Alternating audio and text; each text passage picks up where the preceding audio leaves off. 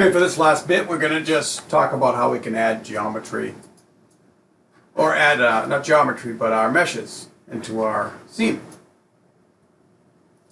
So what I'm going to do here is I'm going to go ahead and click on our foliage. Now, the cool thing about this is I can just go into anything, and if we go into our starter content, and then go to props, we have a rock right here. For all you have to really do is grab this mesh, drop it right into here, and it becomes, you click on it, and you have some options here, and it becomes foliage. So now I can come in here and just start dropping some stuff down.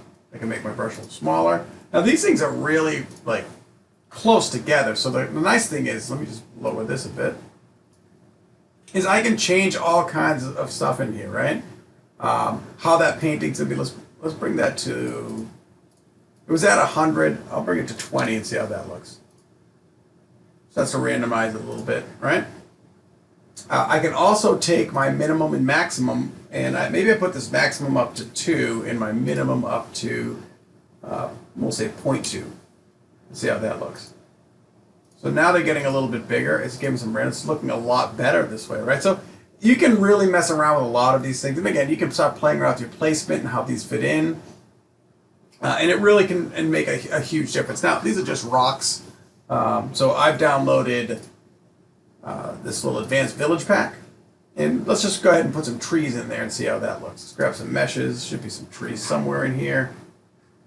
There they are. I'm just going to grab a tree. Whoop, let's try that again. Well, we froze up. I'll hold on one second. Let that. All right, we're all caught up. So I'm going to grab this tree and I'm just going to drop it right in here. It doesn't have any materials right now, and that's perfectly fine. Let's grab this one and drop that one in there. So now what you can see is they're all actually checked off. So if I come in here, it's going to try to, what it's done is it's put them all on one brush, right? Now if I make this a little smaller, but I don't want them all at the same time, so what I have to do is come in here and check these off. So now I just want some trees in there. Now the size is pretty large if you look at the min-max here, right? Because that's what it came in on. So I'm going to hit 2, and I'll say 0.2 again. See how that does. Still pretty large. Let's take a look at what else we have here. Let's take our density. Still getting pretty big.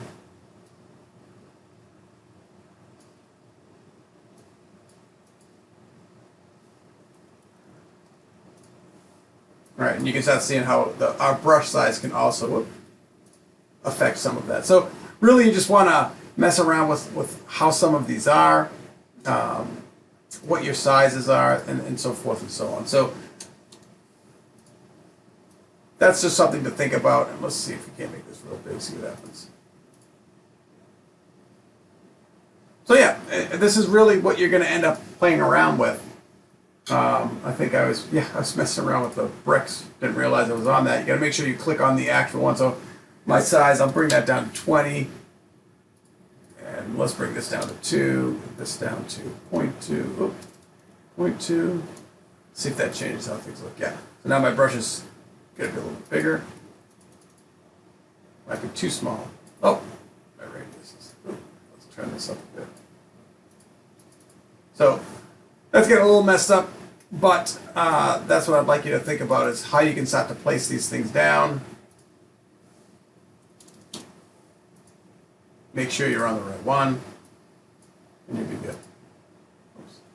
Cancel that out. So yeah, that's really where you want to be going with this stuff.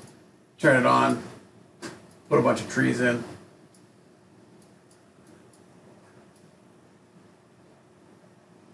And then you'll be good to go. Let's take, yeah, these look very similar, but let's go ahead and grab this one in. Put that in there, see what happens. Turn this off. They do look very similar. Which they might be. This is the first time I'm playing around with this pack here, but yeah, that's how it is. We can grab let's grab some rocks. Put a rock in here. Let's see what happens with this thing. Let's turn that off. I have some rocks. Just paint them on in, and I can just adjust. Whoops.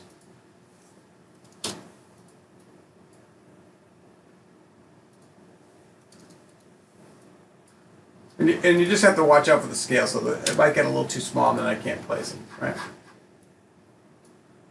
Okay, so that's really how you use a terrain editor. Just adjusting a lot of this stuff to make it fit and feel a little bit more random.